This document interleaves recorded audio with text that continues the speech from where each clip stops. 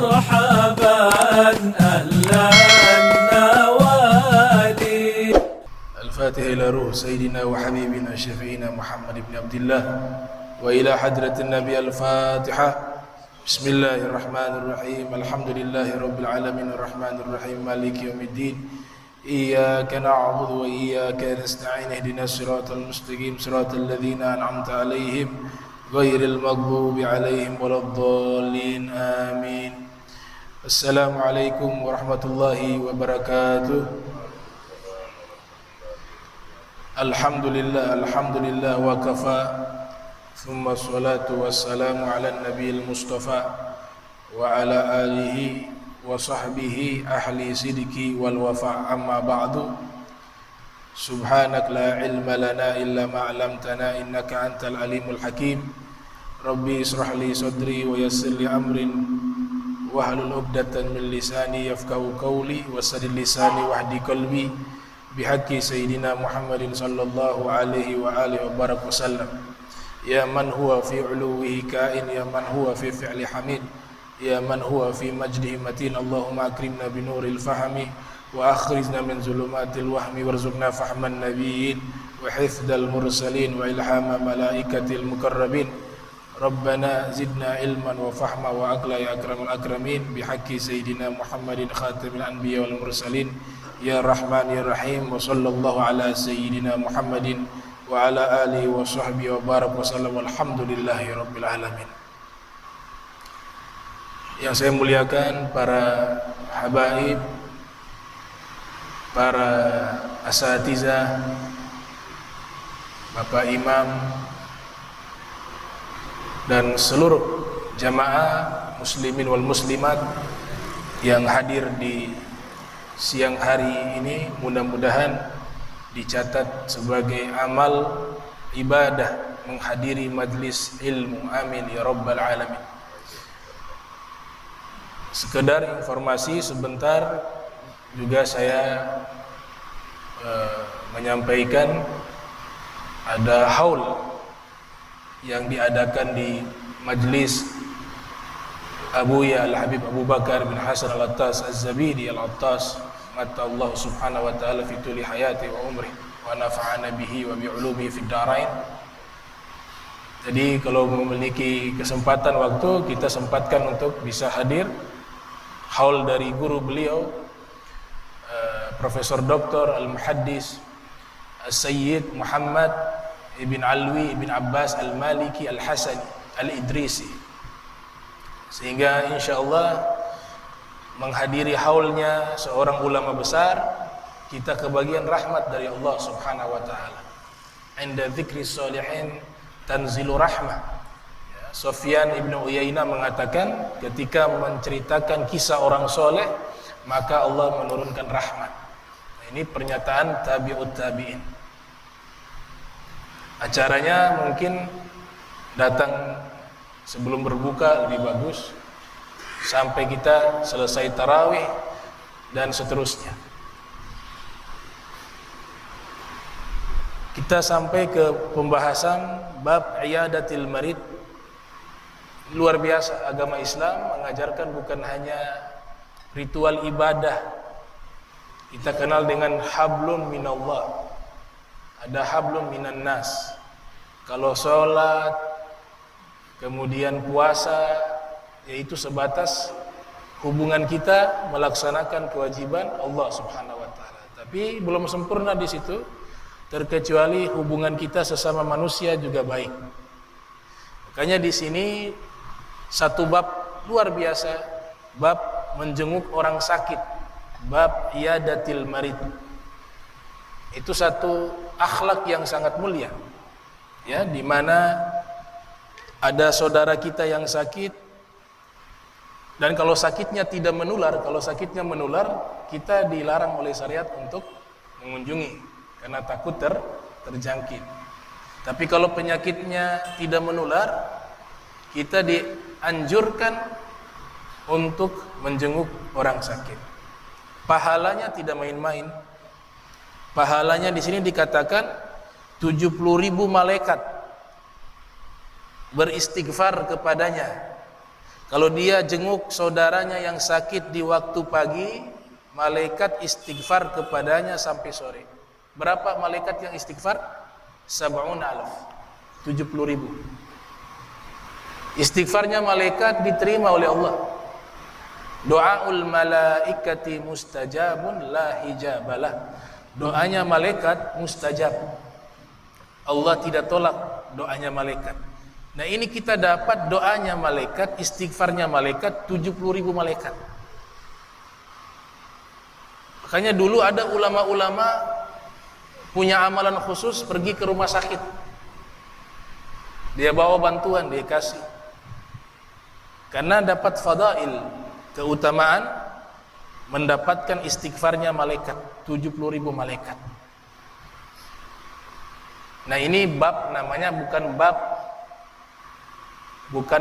ibadah, tapi bab muamalah. Tapi nilainya ibadah. Akhlak Nabi kita shalawatuhu wassalamu alaihi memang tidak ada yang bisa ikut. Tidak ada yang bisa mengikuti persis 100%. Seperti akhlaknya Nabi, tidak ada yang bisa ikut. Maka akhlak kan diberikan macam-macam arti. Ada namanya khuluqun hasanun, akhlak yang baik, akhlak yang bagus. Naik lagi khuluqun karim, lebih tinggi dari akhlak yang bagus, akhlak yang mulia.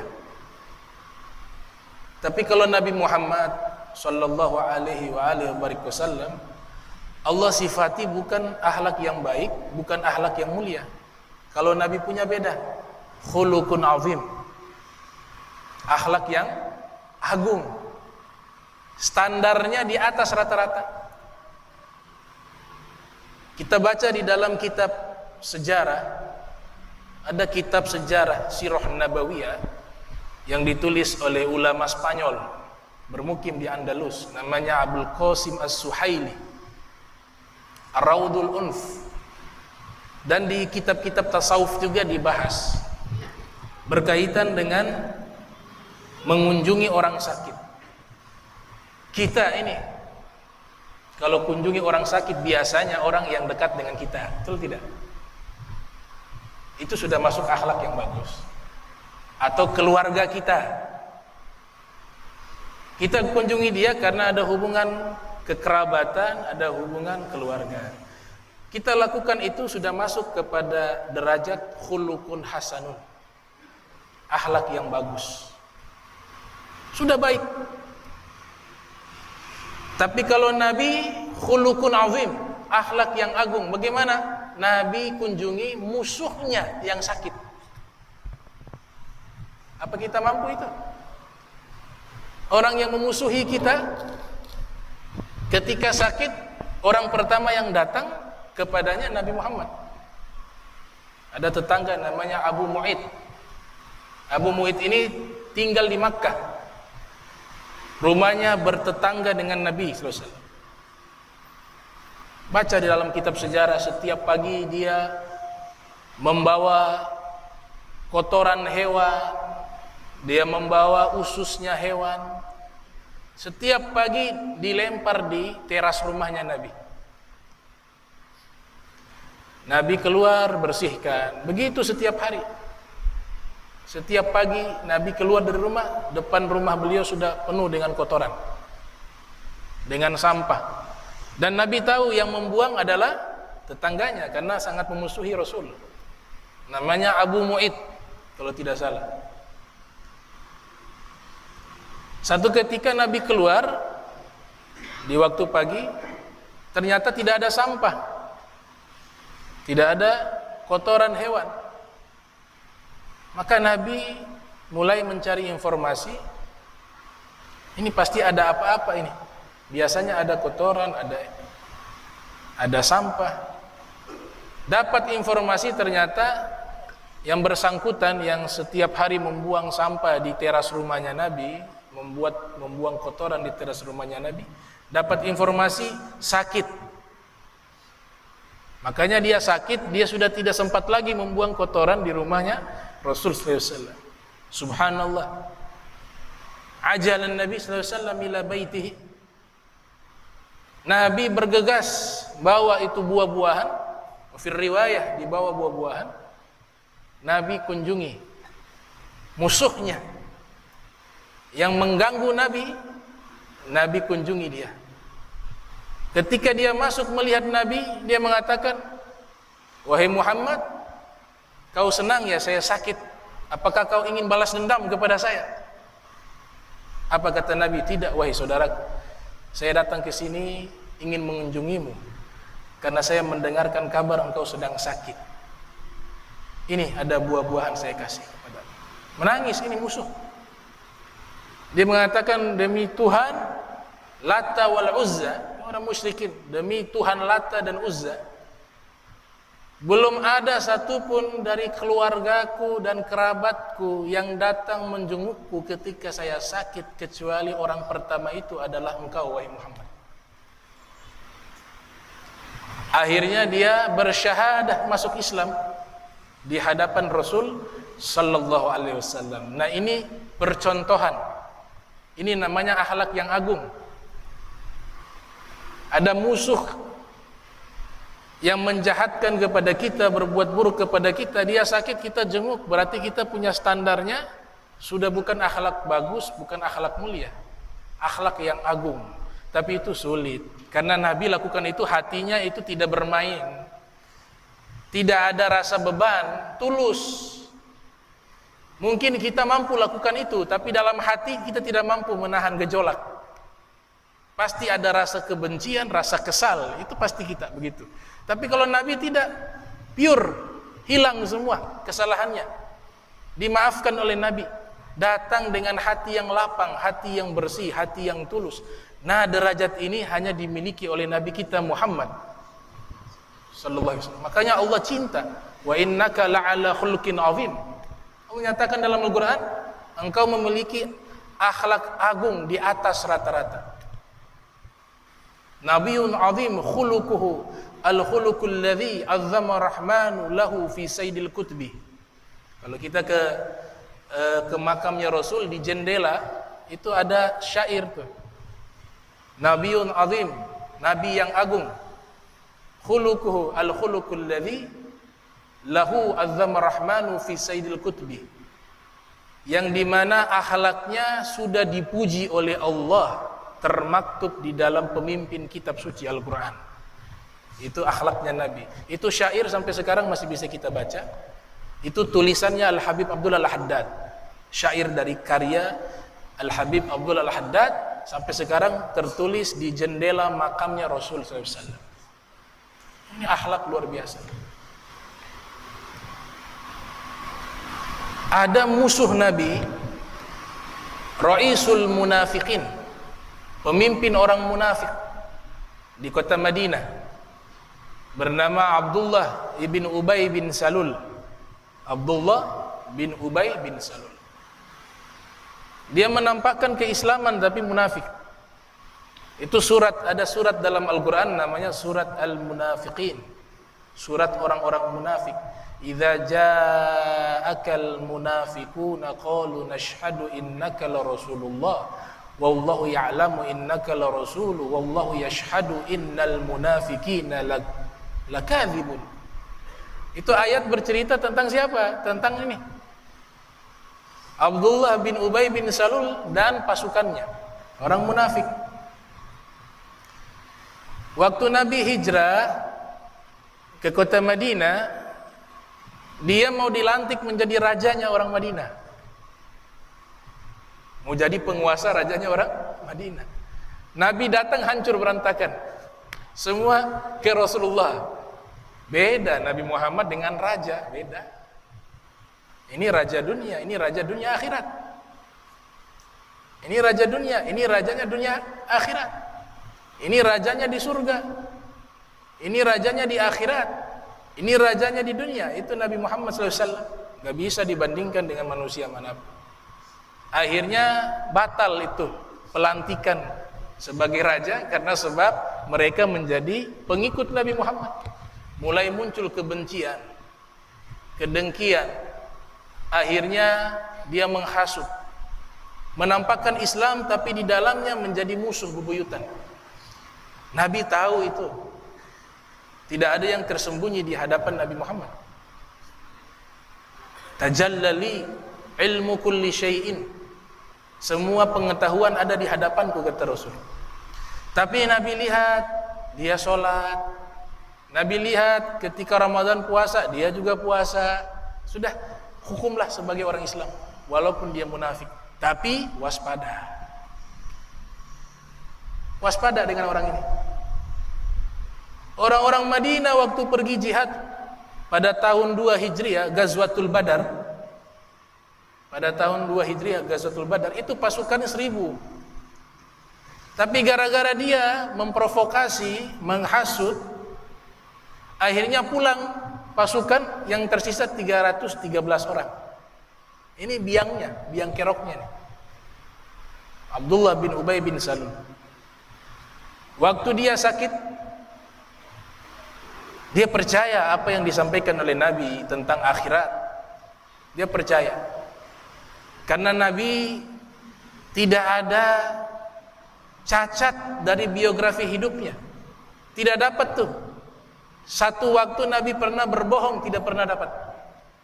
Walaupun musuh-musuh ingin mencari kekurangan Nabi, mereka tidak mampu mendapatkan kekurangan Nabi Muhammad SAW. Itu musuh. Dia sakit, panggil anaknya, wahai putraku, temui Muhammad,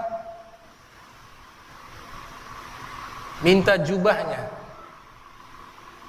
jubah bagian dalam, untuk kalau saya mati itu menjadi pembungkus, menjadi kafan. Padahal musuh ini. Satu riwayat sebelum Nabi berikan jubahnya itu kepada musuhnya, itu datang minta air. Anaknya datang minta air. Sampai kepada Nabi, ya Rasulullah, ayah saya sakit, saya minta air. Nabi doakan itu di air, kemudian diberikan. Sang anak datang menemui ayahnya, Abdullah bin Ubay bin Salul, kemudian diserahkan air tersebut. Wahai ayah, engkau lagi sakit, ini saya sudah dapat air yang didoakan oleh Nabi Muhammad. Dia saking bencinya kepada Nabi Muhammad, dia mengatakan, wahai putraku, kau ambil saja air kencing saya minum dibanding saya meminum airnya Muhammad. Dia benci sekali. Tapi ketika sudah sekarat, dia sudah takut dengan apa yang disampaikan oleh Nabi, alam akhirat. Maka dia meminta syafaatnya Nabi. Wahai putraku, temuilah Nabi Muhammad, tolong minta kepadanya jubahnya bagian dalam sebagai kain kafanku. Datang putranya menemui Nabi Muhammad sallallahu alaihi wasallam. Apa yang dilakukan oleh Nabi? Ini musuh bebuyutan. Nabi berikan jubah bagian dalamnya kepada Ubay, Abdullah bin Ubay bin Salul. Berikan kepada ayah. Maka anaknya datang, ayahnya meninggal, dipakaikan itu jubahnya Nabi kepada musuhnya Nabi. Sudah begitu anaknya minta, ya Rasulullah, tolong solatkan ayahku. Nabi datang, solatkan. Sayyidina Umar bin Khattab mengatakan, ya Rasulullah, jangan kau solatkan, ini orang jahat. Diceritakan dia lakukan begini, dia berkata begini. Apa kata Nabi? Seandainya istighfar saya kepadanya bisa mengampuni dosanya, maka saya akan lakukan walaupun sebanyak 70 kali lebih. Ini khuluqun azim. Setelah itu ayat turun, la tusalli alaihi, jangan pernah solatkan orang model begini lagi. Rasulullah. Itu karena begitu baiknya Nabi Muhammad, sampai Allah Ta'ala melihat ini kebaikannya di atas standar nih. Terlalu baik ini. Tahu hikmah kenapa hati Nabi dibelah, dikeluarkan. Itu bukan mengeluarkan kotoran, tidak. Hati Nabi suci. Tapi di dalam hati Nabi ada kasih sayang yang terlalu luas, sehingga iblis juga dapat kasih sayangnya Nabi. Maka Allah keluarkan itu, gak boleh iblis dapat kesayangan. Dicabut kasih sayang itu kepada iblis. Sampai iblis punya keyakinan, saya akan dapat syafaat Nabi di hari kiamat. Kalau saya dapat syafaatnya Nabi, tempat saya bukan di neraka, tempat saya di surganya Allah. Allah cabut itu kasih sayang itu, tidak boleh diberikan kepada iblis. Ini kasih sayangnya Rasul. Jadi musuh sekalipun, mereka sebenarnya meyakini bahwa Nabi seorang Nabi.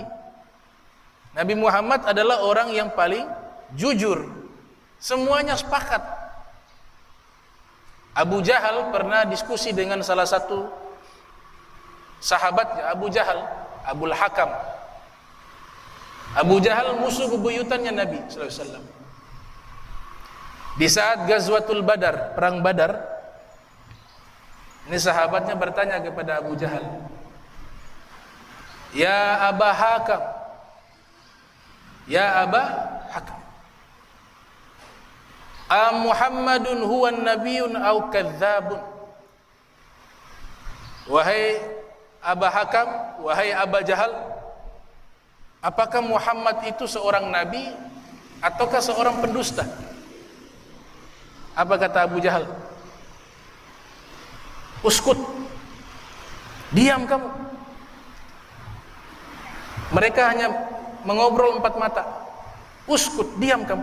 Jangan pernah mengatakan Muhammad itu tukang dusta.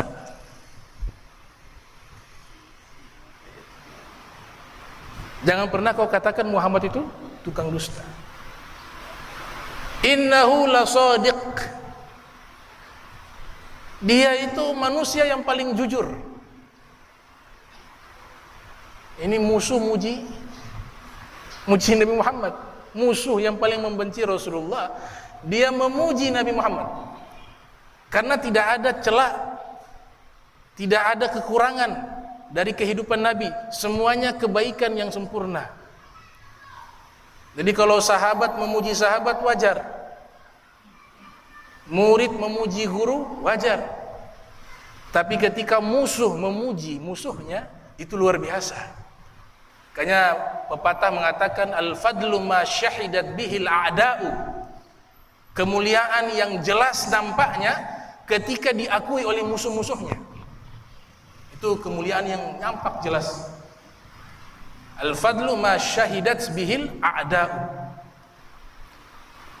Maka dia kembali bertanya, kalau memang kau yakini Muhammad itu jujur, tidak berdusta, lantas kenapa kita datang ke sini berperang dengannya? Kan kau sudah tahu dia jujur. Kau sudah tahu dia seorang yang jujur, tidak pernah berdusta. Yang ia sampaikan semuanya adalah al-haq, kebenaran. Lantas kenapa kita datang ke Badar ini memeranginya? Bukankah harusnya kita mengikutinya? Apa kata Abu Jahal? Kalau kita ikuti dia, kita punya suku ini kalah pamor dengannya. Mereka sudah dikasih kemuliaan banyak oleh Tuhan.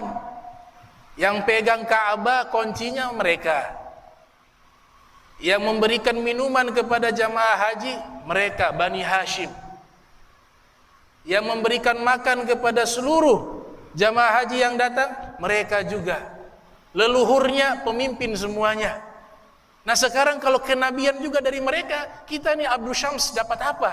Sukunya namanya Abdul Syams. Berarti bukan karena Nabi SAW mereka tidak percaya, bukan. Mereka yakin betul. Karena mereka kenal Nabi bukan baru. Mereka kenal Nabi dari kecil. Dan Nabi punya nama sudah terkenal di kota Makkah sebagai seorang yang sangat jujur, sangat baik akhlaknya, sangat baik nasabnya, semuanya kebaikan, tidak ada kekurangan. Itu diakui oleh musuh. Jadi faktor masalah kekuasaan juga. Ini akhlak Rasul. Khuluqun azim. Nabi ketika datang ke kota Makkah, Fathul Makkah pada tahun 8 Hijriah. Kalau kita flashback ke belakang, Nabi dimusuhi oleh kaumnya hingga Allah perintahkan hijrah ke Madinah. Nabi kembali pada tahun 8 Hijriah dengan pasukan yang sangat banyak jumlahnya. Turunlah ayat yang menyatakan kemenangan bagi kaum muslimin. Idza jaa nasrullahi wal fath wa ra'aitan nasa yadkhuluna fi dinillahi afwaja.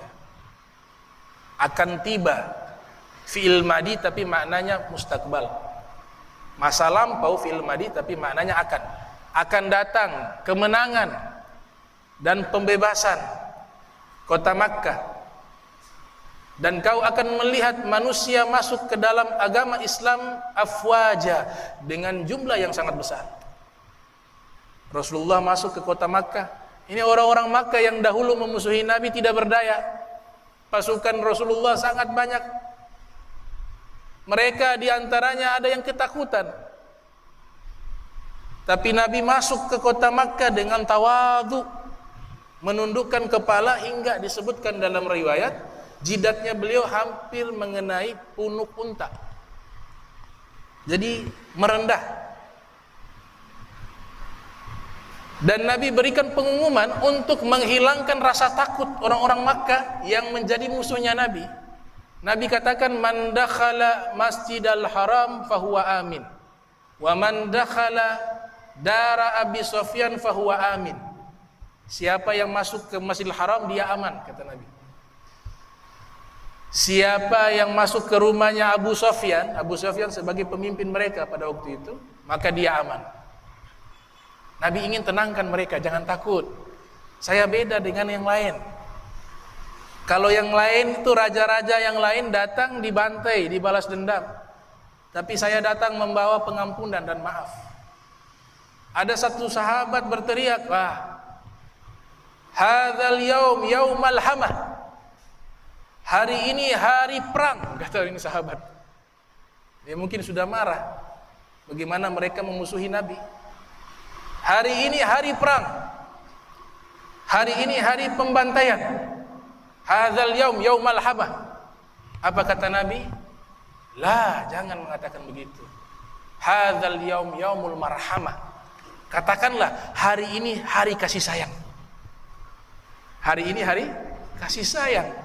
Ini sama musuh ini. Hadzal yaum yaumul marhamah.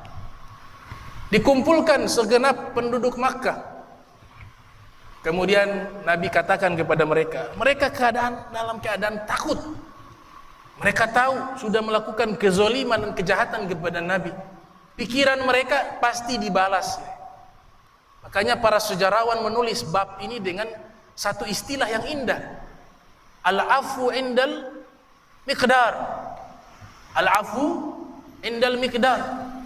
Semua sejarawan Islam menulis bab kisah ini al-afu indal miqdar, bahwa Nabi memaafkan di saat mampu membalas. Itu luar biasa. Mampu membalas waktu itu bisa, tapi Nabi dahulukan al-afu, memberikan maaf dibanding membalas dendam. Sallallahu alaihi wasallam. Nabi katakan kepada mereka, wahai orang-orang Makkah, bagaimana menurut kalian? Dan kira-kira apa yang saya akan lakukan kepada kalian? Wah, mereka mengatakan, engkau anak yang mulia, engkau orang baik, keluargamu mulia. Apa kata Rasul? Idhabu fa antum tulaqa. Wahai penduduk Makkah, dengarlah. Hari ini semuanya kalian silakan pergi, kalian dalam keadaan bebas dan aman. Saya tidak akan menyakiti kalian, kata Nabi Muhammad SAW. Ini tidak gampang. Khulukun azim. Khulukun azim. Ada satu orang dipanggil oleh Nabi. Mungkin dulu dia termasuk orang yang jahat kepada Nabi. Nabi panggil menghadap dia, dia gemetaran, pucat wajahnya. badannya gemetar. Apa kata Rasul? Hawwin alaika, fa inni lastu bimalikin, inna ma'ana ibnu imra'atin min Quraisyin kanat ta'kulul qadid. Wahai fulan, tenang, jangan takut, kata Nabi. Jangan takut kepada saya, tenang. Saya bukan raja. Saya bukan raja.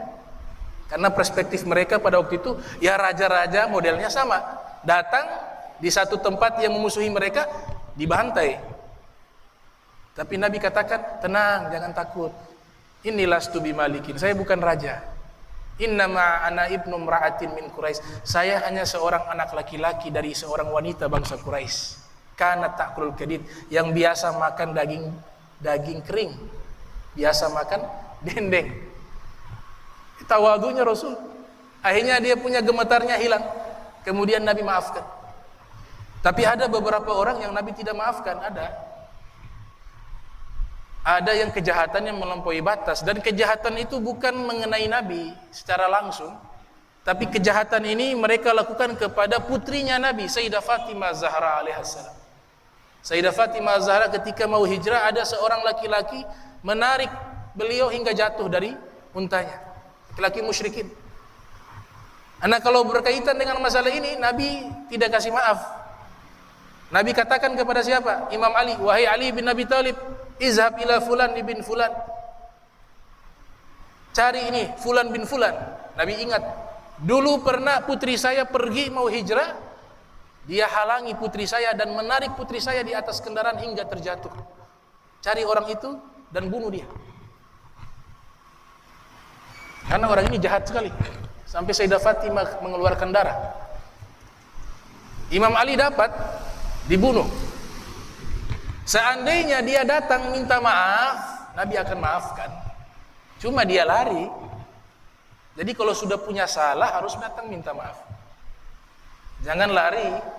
Nah, ini dia lari, sudah punya salah kepada Nabi Muhammad, tidak datang minta maaf, justru lari ikut kelompok yang ingin memerangi Nabi. Ya, Nabi suruh Sayyidina Ali cari orang itu, bunuh dia. Dapat dibunuh. Ada paman Nabi Sayyiduna Abdul Muttalib,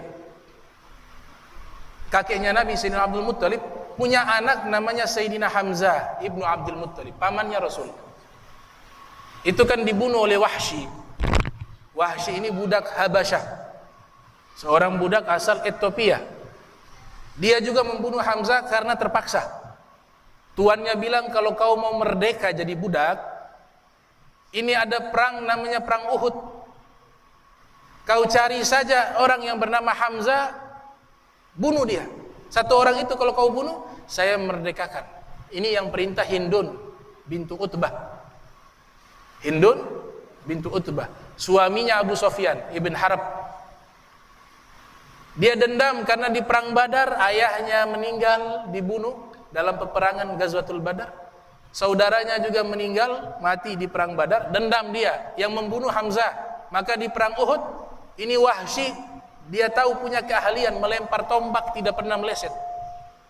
Kalau dia targetnya di jantung, kena jantung. Dia targetnya di mata, kena mata. Tidak pernah meleset ketika melempar itu tombak. Kalau kau mau merdeka, kau bunuh Hamzah. Hamzah ibnu Abdul Muttalib. Maka terjadilah perang Uhud. Dia hanya cari itu Hamzah. Kenal dia wajahnya Sayyidina Hamzah. Dia ambil itu tombak, dilempar. Targetnya di jantung, pas. Kena jantungnya Sayyidina Hamzah. Jatuh Sayyidina Hamzah, terjadi peperangan kaum muslimin dengan musyrikin. Wahsy ambil itu tombak, ditusuk lagi biar meninggal. Sudah meninggal, Hindun bintu Utbah datang. Dimutasi, dada sampai ke perut dibelah. Kemudian Hindun mengeluarkan jantungnya, dan jantungnya digigit oleh Hindun saking bencinya kepada Sayyidina Hamzah. Dimutilasi, organ tubuh yang ada di dalam dikeluarkan, jantung dicabut, digigit jantungnya. Dia mau telan, itu jantung tidak bisa tertelan, muntah. Apa kata Nabi setelah melihat seandainya Hindun menelan jantungnya Hamzah, maka Hindun tidak akan bisa terkena api neraka, karena telah memakan organ tubuhnya pemimpin syuhada di hari kiamat, Hamzah ibnu Abdul Muttalib. Tapi gak bisa tertelan, muntah. Selesai peperangan, Nabi turun, mereka mau memeriksa, mungkin ada yang masih hidup, berapa korban dari sahabat. Nabi sampai ke jenazahnya Sayyidina Hamzah, dan Nabi yuhibbuhu hubban syadida. Nabi sangat cinta kepada pamannya ini. Walaupun usianya tidak terlalu jauh, hanya beda setahun 2 tahun. Tapi pangkatnya ponakan sama paman. Nabi ponakan, Sayyidina Hamzah paman. Nabi lihat keadaan fisik daripada Sayyidina Hamzah, Nabi meneteskan air mata. Karena secara sadis dibunuh. Nabi menangis. Lihat jantungnya sudah lepas, ususnya sudah lepas dari tubuhnya. Dalam kitab Asbabun Nuzul dikatakan, Nabi mengatakan, seandainya saya bisa membalas, saya akan balas 70 orang musyrik menggantikan 1 nyawa Sayyidina Hamzah. Tapi Nabi, subhanallah, dalam keadaan seperti itu, turun ayat. Ayat turun. Ud'u ila sabili rabbika. Ud'u ila sabili rabbika bil hikmati wal mau'izal hasanah wajadilhum billati hiya ahsan. Ayat ini turun ketika peristiwa tersebut. Apa kata Allah? Wahai Rasulullah, engkau punya akhlak agung. Akhlak agung. Allah tahu Nabi pasti maafkan walaupun melakukan kejahatan seperti itu. Maka turunlah ayat, ajaklah mereka orang-orang musyrik ke jalan Allah dengan hikmah, dengan nasihat yang baik. Kalaupun berdialog dengan mereka, berdialoglah dengan cara yang paling baik. Itu kepada orang musyrik. Waktu berjalan, Nabi sudah hijrah di kota Madinatul Munawwarah. Di kota Madinatul Munawwarah, Nabi hijrah. Yang membunuh Sayyidina Hamzah, Wahsy masuk Islam. Masuk Islam. Wahsy menyadari dia sudah melakukan kesalahan besar, membunuh pamannya Nabi dengan cara yang tidak layak. Tapi dia ingin masuk Islam di hadapan Nabi. Datanglah Wahsy menemui Rasulullah SAW di kota Madinah. Kemudian Nabi menyambut kedatangan Wahsy, dan Wahsy mengatakan, ya Rasulullah, saya mau menyatakan keislaman saya. Nabi bertanya, siapa namamu? Dia katakan, nama saya Wahsy Al-Habasyi. Kata Nabi, Al-Habasyi, orang Afrika, Ethiopia. Benar ya Rasulullah. Apa kata Nabi? Kau yang membunuh Hamzah pada waktu itu. Benar ya Rasulullah. Baik, saya maafkan dirimu. Saya terima keislamanmu, tapi saya minta tolong kepadamu, selama saya hidup, jangan pernah kau ada di hadapan saya. Karena kalau saya melihat wajahmu, hati saya tersakiti, teringat keadaan paman saya yang kau bunuh pada waktu itu. Tapi Nabi maafkan. Wahsy mengatakan, benar Nabi sudah maafkan saya, tapi saya tidak menatap wajah Nabi dan Nabi tidak menatap wajah saya. Itu bagi saya adalah satu musibah yang paling besar. Saya harus balas kejahatan saya dengan kebaikan yang sama besarnya untuk menghilangkan rasa bersalah saya. Nanti di masa Sayyidina Abu Bakar Siddiq muncul nabi palsu namanya Musailimah Al-Kadzdzab Al-Hanafi. Nabi palsu diperangi oleh Sayyidina Abu Bakar radhiyallahu anhu dengan pasukannya. Di antara pasukan itu ada Wahsy. Terjadilah peperangan dengan manusia, dan Musailimah Al-Kadzdzab ini pernah bertemu Nabi. Dia kalau muslim, sahabat. Cuma dia meninggal dalam keadaan berdosa, bukan agama Islam, mengaku sebagai Nabi. Dia pernah mengirim surat kepada Nabi sallallahu alaihi wasallam. Dalam satu riwayat bertatap muka dengan Nabi dari Bani Hanifah. Dia mengatakan, wahai Muhammad, anta nabi wa ana nabi. Wahai Muhammad, kau nabi, saya juga nabi. Wa inna Allah ta'ala auha ilaika wa kadzalika inna Allah ta'ala auha ilayya. Allah berikan wahyu kepadamu, sama saya juga Allah berikan wahyu kepadaku. Itu berbicara di hadapan Nabi.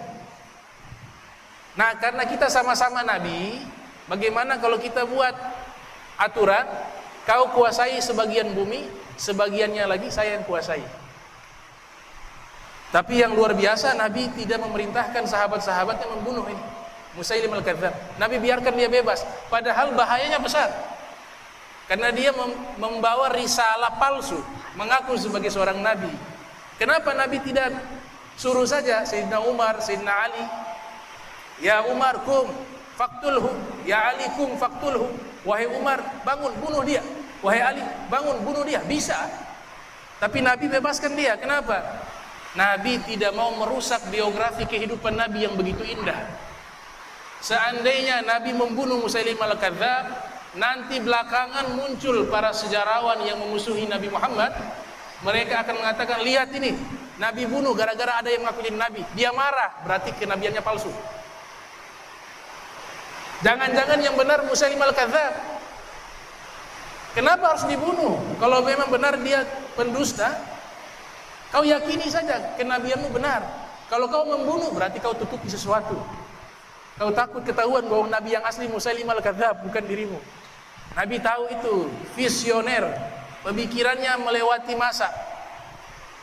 Makanya orang-orang yang memusuhi Nabi Muhammad mencoba mencari kekurangannya.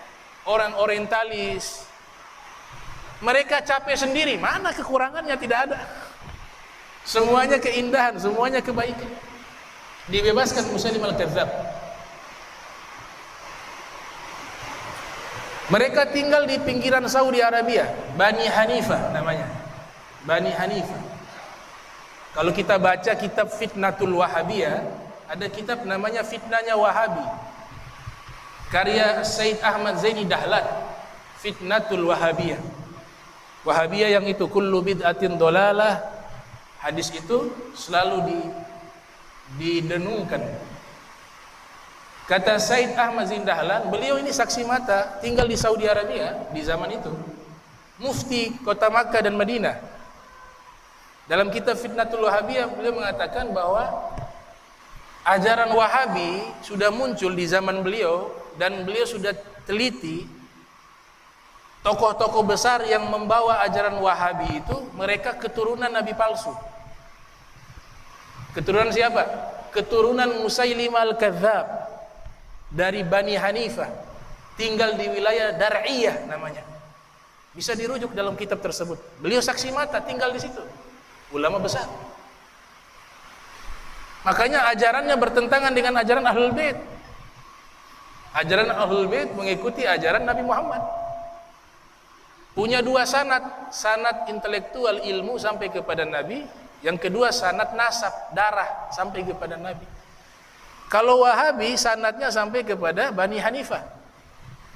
Siapa? Musailim al-Kadzdzab. Nabi punya nabi juga, nabinya Musailim al-Kadzdzab. Jadi ajarannya al-Kadzdzab, banyak kedustaan. Karena sumbernya dari nabi yang berdusta, nabi palsu. Bukan fitnah. Bisa dilihat dalam kitab As-Sayyid Ahmad Zaini Dahlan, beliau mengatakan demikian. Dan beliau ulama yang hadir dan saksi mata di awal munculnya paham Wahabiyah. Maka nama kitabnya beliau namakan Fitnatul Wahabiyah. Bahwa firqah Islam ini dari awal muncul membawa problem dan masalah di tengah-tengah umat Islam. Nah, kita punya ustadz-ustadz yang Indonesia jadi Wahabi, korban intelektual. Mereka gak paham sejarah ini. Saya pernah ketemu salah satu ustadz Fulan bin Fulan, dan juga banyak dekat dengan kalangan Wahabi. Saya mengatakan, coba kau periksa sanad keilmuan Muhammad ibn Abdul Wahhab. Dari mana sanadnya, dari mana asalnya? Kalau kau ingin tahu, baca 2 kitab, satu karya saudara kandungnya, namanya Abdul Wahhab Muhammad Abdul Wahhab, Sulaiman bin Abdul Wahhab, itu kakak kandung Muhammad bin Abdul Wahhab. Beliau menulis kitab berjudul As-Sawa'iq Ilahiyah fi Raddi ala Wahabiyah. Jadi kakak kandungnya sendiri menjadi saksi bahwa adiknya ini bawa ajaran yang menyimpang. Kakak kandungnya dan ayahnya. Terus mengatakan, enggak, itu Wahabi yang dulu tuh, Khawarij. Ulama yang bahas Wahabi ya zaman kita ini. Tahun 1924 Masehi berdiri kerajaan Saudi Arabia. Nah, ini disokong oleh paham Wahabi sejak itu. Makanya yang ahli sunnah punya daulah Utsmaniyah yang pusatnya di Istanbul di Turki, dipimpin oleh sultan terakhir dari Daulah Utsmaniyah, Abdul Hamid Ats-Tsani, Sultan Abdul Hamid II yang diasingkan sampai ke Swiss. Mereka diruntuhkan terlebih dahulu. Kenapa? Karena Daulah Utsmaniyah pahamnya ahli sunnah wal jamaah. Kalau selama masih ada kerajaan besar Islam yang mengatasnamakan ahli sunnah wal jamaah, sedangkan ini berdiri dengan paham yang berbeda, maka akan menjadi masalah bagi kerajaan ini. Maka harus diruntuhkan dulu, kerjasama dengan Inggris dan lain-lainnya, diruntuhkan mereka. Baru dibuatlah kerajaan di Saudi Arabia. Pada tahun 1924 Masehi berdirilah kerajaan tersebut yang awalnya diasas oleh Abdul Aziz ibn Saud. Saya bilang coba baca sejarahnya di situ, ditulis.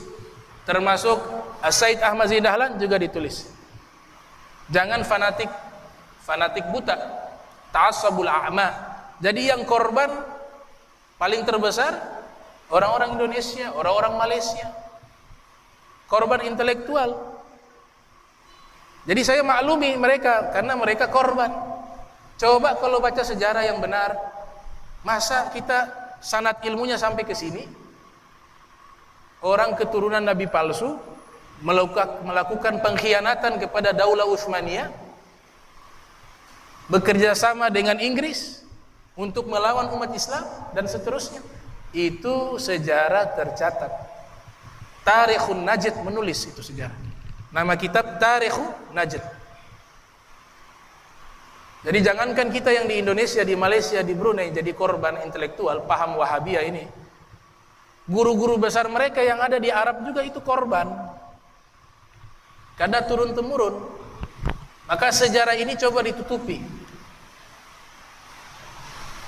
Kalau kita tanya, sanad ilmu kalian kemana? Oh, sanad ilmu tidak penting.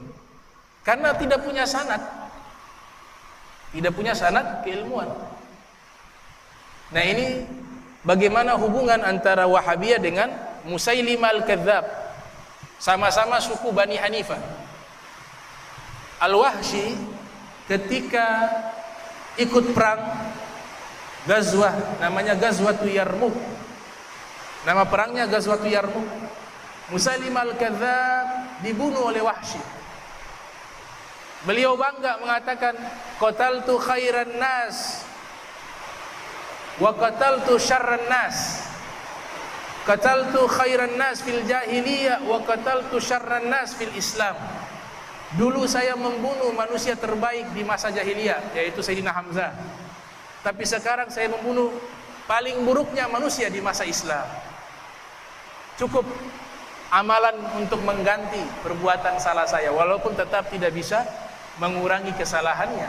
Tapi Nabi sudah maafkan, Nabi sudah memberikan ridho kepadanya. Nah, inilah namanya khuluqun azim, akhlak yang agung. Bab iyadatil marid, bab iyadatil marid. Insyaallah kita lanjut di hari Sabtu berikut. Bab tentang orang sakit, isi hadisnya dan juga penjelasan daripada hadis tersebut. Ini sengaja agak awal karena mau istirahat buat lanjut sebentar malam di tempatnya Al-Habib Abu Bakar bin Hasan Al-Attas Az-Zabidi. Mata Allah Subhanahu wa taala fi tuli hayati wa umri wa nafa'ana bihi wa bi ulumi fid dharain. Kita doakan juga kepada para habaib-habaib kita yang hadir, panjang umur, sehat wal afiah, wa rafa'allahu darajatuh. Allah angkat derajatnya, wa syafahu, dan Allah berikan kesembuhan kepadanya, bijahin nabi wa alin nabi wa uliya was salihin wa khususan minal awliya fi hadzal balad anta ta'lamu bi asma'ihim wal habaib al khasatan al mufti al habib Muhammad bin Abdurrahman al bar wa jami' awliya was salihin wa syekhul kabir al habib Idrus bin Salim al Jufri wa syekhi al habib Abdurrahman bin Ahmad as-Saggab wal habib Hashim bin Muhammad bin Abdurrahman al Ba wal habib Husain bin Hasan Baharun, makamnya di belakang Masjid Kesultanan. Al Habib Husain bin Hasan Baharun dikuburkan 200 tahun yang lalu, ada di belakang makam di Masjid Sultan. Kemudian ada Jamalul Lail, Al Habib Jamalul Lail dimakamkan juga di belakang itu. Ya, kita orang Ternate harus kirim-kirim Fatihah kepada arwah ulama kita yang terdahulu. Al-Imam Ja'far Shadiq yang datang pada abad 6 Hijriah yang membawa Islam ke Maluku Utara. Itu juga kita harus Fatihah kalau pergi keluar daerah, kita Fatihah kepada mereka, mudah-mudahan usul bisa nyampe kepada mereka. Jadi aulia-aulia yang meninggal itu mereka lebih dekat kepada kita dibanding di saat mereka hidup. Karena mereka sudah tidak terikat dengan hukum kausalitas yang ada di dunia, tidak perlu cari rizki dengan keringat, tidak lagi sibuk mengurus anak istri, sehingga waktu mereka di situ lebih luas. Kita kan orang Islam, Allah katakan wala taqulu man yuqtalu fi sabilillah amwat, yang bilang Allah firman, jangan pernah kalian katakan orang-orang syahid ketika mereka meninggal mereka mati. Allah bilang jangan bilang begitu. Kalau orang syahid dengan aulia lebih tinggi mana? Aulia dengan para nabi.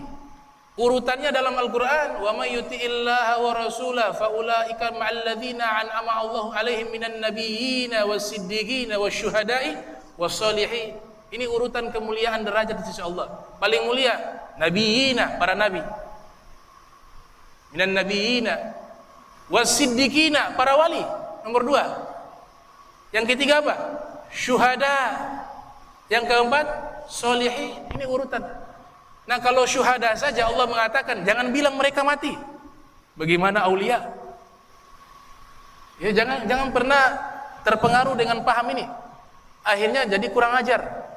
Lewat di kuburan aulia, jangankan ziarah, Fatihah saja tidak. Anggap sudah mati. Apalagi menghadap ke kuburan Nabi sallallahu alaihi wasallam. Amalan gugur. Kau sholat berapa ribu rakaat, dalam hatinya suul adab kepada Nabi, kepada aulia, berguguran itu. Jadi hidup mereka minimal Fatihah. Setiap ada apa? Al-Fatihah ila ruh fulan bin fulan, aulia fulan bin fulan.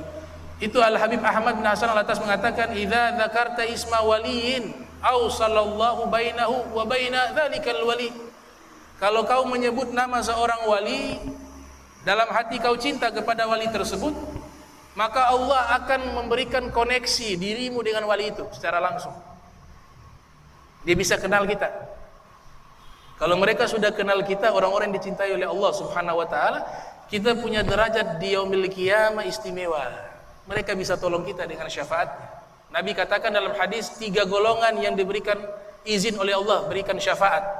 Thalathun yashfa' yaumal qiyamah al-anbiya, thummal ulama, thumma syuhada. 3 golongan yang mereka berhak memberikan pertolongan kepada siapapun yang mereka kehendaki. Pertama, para nabi.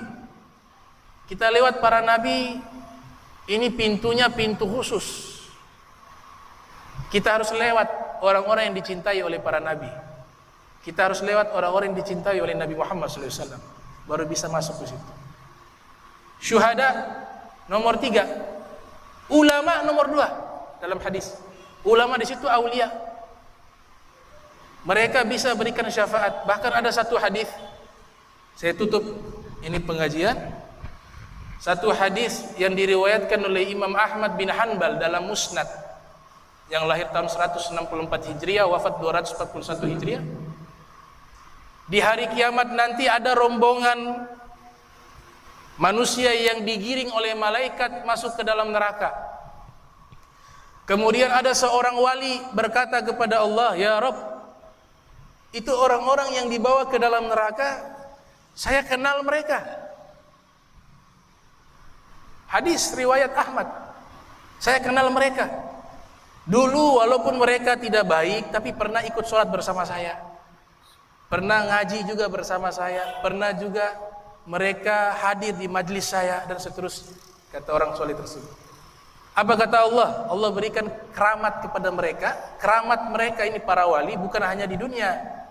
Keramat mereka itu sampai di alam kubur mereka masih punya keramat, dan sampai di akhirat keramat itu berlanjut. Makanya Imam Ahmad ketika meriwayatkan hadis ini mengatakan Allah berikan mereka para wali keramat di hari kiamat, di hari akhirat. Apa keramatnya? Kata Allah Ta'ala, "Idhabu ilan nar."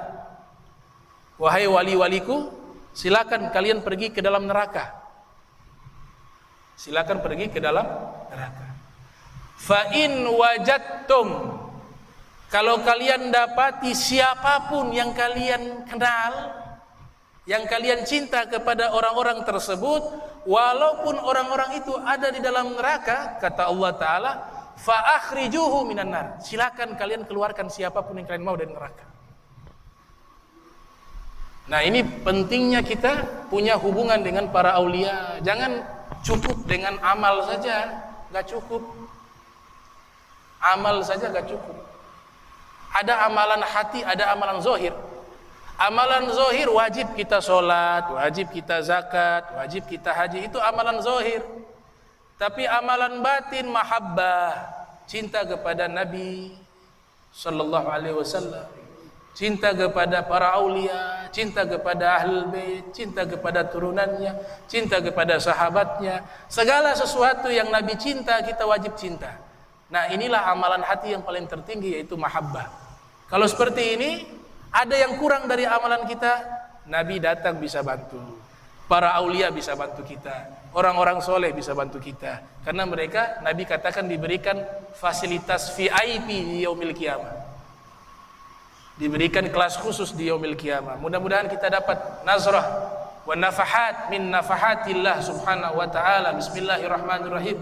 Alhamdulillahirabbil alamin. Allahumma shalli wa sallim ala sayyidina Muhammadin wa ala ali sayyidina Muhammad. Allahumma salli wa sallim ala nuril anwar wa siril asrar wa triyakil aghyar wa miftahi babil yasar sayyidina Muhammadil mukhtar wa ala ali adhar wa ashabil akhyar adna millah wa ifdalih. Allahumma jam'ana hadha jam'a marhuma wa tafarraqna min ba'di tafarraqa ma'suma wa la taj'al minna wa la minna syaqiyya wa la mahruma. Allahumma nadhih qulubana 'ani ta'alluqi biman dunak waj'alna min qaumin tuhibbuhum wa yuhibbunak. Subhanaka bihamdika asyhadu an la ilaha illa anta astaghfiruka wa atubu ilaik. Wa sallallahu ala sayyidina Muhammadin wa ala alihi wa sahbihi wa barik wa sallam ila hadratin nabi Muhammad sallallahu alaihi wasallam. Al-Fatihah. Bismillahirrahmanirrahim. Alhamdulillahirabbil alamin arrahmanir rahim maliki yaumiddin. Iyyaka na'budu wa iyyaka nasta'in. Ihdinas siratal mustaqim siratal ladzina an'amta 'alaihim ghairil maghdubi 'alaihim waladdallin. Amin. Wa subhanaka Allahumma tahiyatu fiha salam. Subhanaka bihamdika asyhadu an la anta astaghfiruka wa atubu ilaik. Wa sallallahu ala sayyidina Muhammadin wa ala alihi wa sahbihi wa barik wa sallam. Wa la minkum. Wassalamu alaikum warahmatullahi wabarakatuh.